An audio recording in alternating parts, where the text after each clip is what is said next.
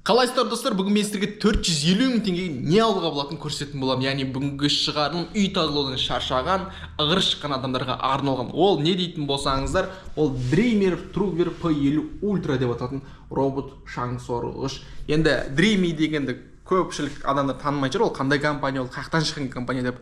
Бірақ сіздер Xiaomi деген компанияны танысаңыздар керек. Сол Xiaomi компаниясы осы Dreamy компаниясы қайып жылдар бірігіп, енді осылай үйге арналған, осылай үй тазалайтын, жинайтын, осындай шаң сорғыш құрылғылар шығаратын болды. Мінекей, солардың бірігіп шығарған бір туындылары осы Truever P50 Ultra. Енді қалай жұмыс істейтініне келетін болсақ, мына жерде өзінің батырмасы бар. Мынаны бассаң қосылып жұмыс істеп тазалауды бастайды. Ал мынаны бассаң станциясы бар, осыған қайтадан келеді. Немесе сіздер өздеріңіздің iPhone-ға болсын, немесе Android телефондарыңыз болсын, мынандай Truever деген өзінің қосымшасы бар. Соны жүктеп алатын болсаңыздар, соған кіресіздер.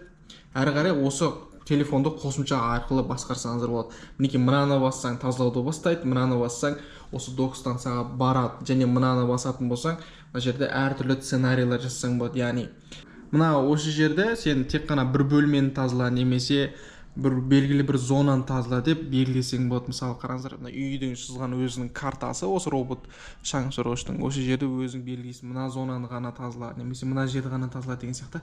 Осылай зонаны деп белгілесең болады осы қосымша арқылы.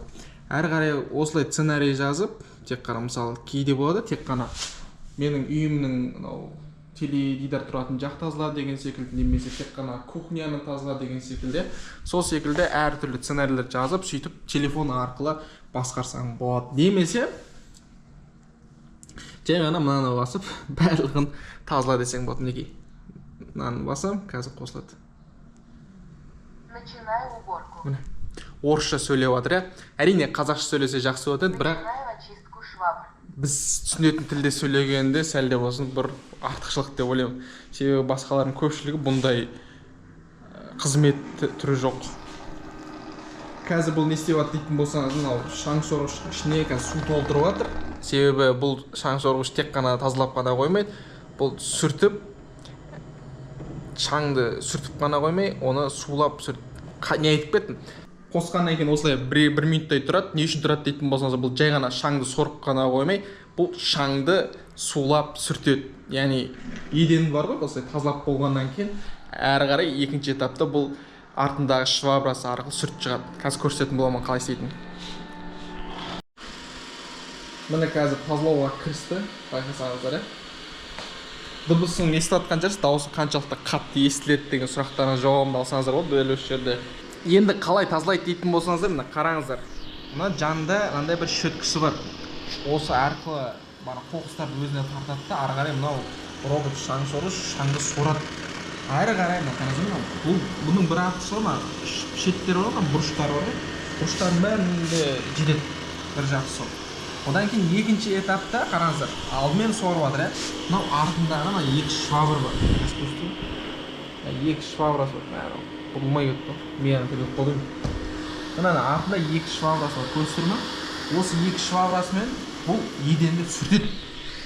Көрсіздер ме? Бұрыштарды, көрсіздер ме? Бұрыштар қалай тазалап жатқан? Көрсіздер ғой? Соның арқасында бұрыштан ешқандай шаң қалмайды ғой.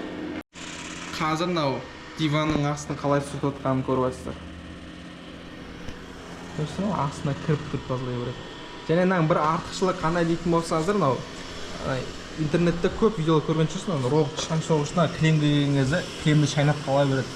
Ал мынаның бір жақсысы, клемді көрген кезде асты көтеріледі, көрсіздер ме? Асты көтеріледі да, көтерілгеннен кейін сол кезде клемді шайнап қалмайды. Бұл да бір артықшылық. Кәме алдына тұрып көрші, не істейді екен кәсіп. Алдына тұрып қалды, адам алдына тұрып қалды, не істейді екен. Мен көрші бұрылып кетті. Бұлай тұрып уақытта не істейді екен.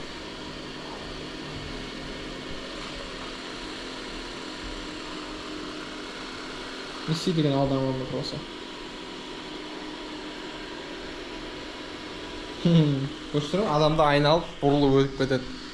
Себебі алдында бір камера, жанында тағы бір ден қазір камера ма, артында тағы бір камера. Лидарда болуы мүмкін. Не екен білмедім, бірақ камера сияқты. Сол заттардың арқасында жалпы не айналасын не болып жатыр, соның бәрін көріп тұрады ғой. Мінекей үйге осындайың болса я, қалай я, достар? Комментария жазыңыздар. Ауыларыңыз келетін бе сіздердің? Мынаны тексеріп көріп, мынау үйге қайту дегенді басқан кезде, мынау шынымен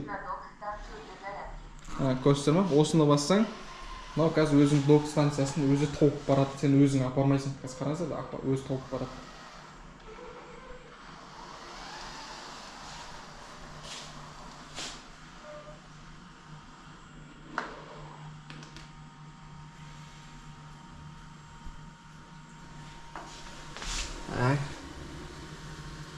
Кәдімгі парковка қойған сияқты қойсыздар ма?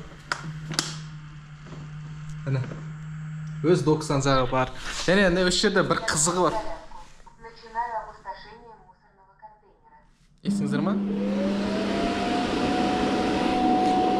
Қазір не істеп жатыр дейтін болсаңыздар, мынау қазір үйді тазалады ғой, бана шаңын сүртті, сорды, я? Сол шаңын сүрткен сорғанын мынау осы станцияға келеді. Мына жерде бак бар үлкен. Соның ішіне толтырады. Яғни айтқан кезде робот шаң сорғышқа жиналған бана қоқыстарды, бана кір болған швабрасын үнемі қайта-қайта өзің жуып жүрмейсің ғой. Тек барлығы осы жерге жиналады. Осында сен тек қана айына бір рет тазалап тұрсаң болғаны. Қалған айда, енді керемет қой, айына бір-ақ рет тазалау деген. Қалған айда тек қана өзі жинап, өзі тазалап, өзі істеп тұра береді. Тағы бір айта кететін нәрсе, мынау өзінің багында мына жерде су тұрады. Су осыған құясыздар. Ал мына жерде кір болған сулар осы жерге жиналады. Яғни бір ай сайын осы жерде осылай тазалап тұру керек боласыздар. Одан кейін бана қоқыс қай жерге жиналады дейтін болсаңыздар, қазір алсам ештеңе қоймай екен. Ештеңе қоймай жүр. Қоқыс мынау бір заттың ішіне жиналады. Бана осы үйдегі бана тазалаған, жинаған, бана сорған бана қоқыстардың бәрі осының ішіне жиналады. Осы сізде бір ай сайын тазалап тұрсаңыздар болды. Арғай осылай бүйтіп жауып қойсаңыздар. Сонымен достар, бүгін мен сіздерге 450 мың теңгелік робот шаң сорғыштың қалай жұмыс жасайтынын жайлы көрсеттім, айттым. Енді қалай сіздер комментария жазыңыздаршы. Мен алдыңғы жылы осындай робот шаң сорғыш болды. Мен Инстаграмға тіркелген оқырмандарым білет. Ол робот шаң сорғыштың бір үлкен бір кемшілігі бар еді. Ол не дейтін болсаңыздар, ол кілеммен қаш жауады. Кілеммен қаш жау. Қалай түсінемін дейтін болсаңыздар, ол кілемді көрген кезде баратын еді, соны шайнап қала беретін еді ғой. Бүйтіп шайнасып екеуі бүйтіп тіресіп қалатын еді. Ал мынаның бір артықшылы, бана видеода көрген болсаңыздар, айтқан болатын, бана кремді көрген кезде асты көтеріледі да, ары қарай тазалауды жалғастырып кетеді. Міне осы үшін мен бұған риза болдым. Әрі басқа не айтамын? Басқа сол кәдімгі робот шаң сорғыш сияқты. Енді солай. Мен көрген робот шаң сорғыштардың ішіндегі ең жақсыларының бірі деген лайыққа, атаққа лайық сияқты. Мен солай ойладым. Сіздер қалай ойлайсыздар? Бұл бір. Одан кейін келесі тағы не айтайын? Біздің каналға тіркеліңіздер, лайк басыңыздар, қолдау білдіріңіздер. Себебі біз Қазақстанда жалғыз ғана осы технофлог форматында осындай пайдалы ақпараттар ұсынып жатқан. Сондықтан да барынша қолдауларыңызды күтемін енді. Енді бірге 100 мың оқырманға жетейік. Менің арманым сол енді, мақсатым сол. Соны жетейік. Сол үшін тек қана сіздермен бірге болып жетеміз. Келесі тағы сіздер қолдау көрсетсеңіздер, енді мен де тоқтамаймын. Келесі тағы ненің жолын көрсетейік, осылай шынайы форматта комментария жазыңыздар и бірге жасаймыз. Сонымен сіздерге рахмет. Келесі кездескенше қош сау болыңыздар. Рахмет достар.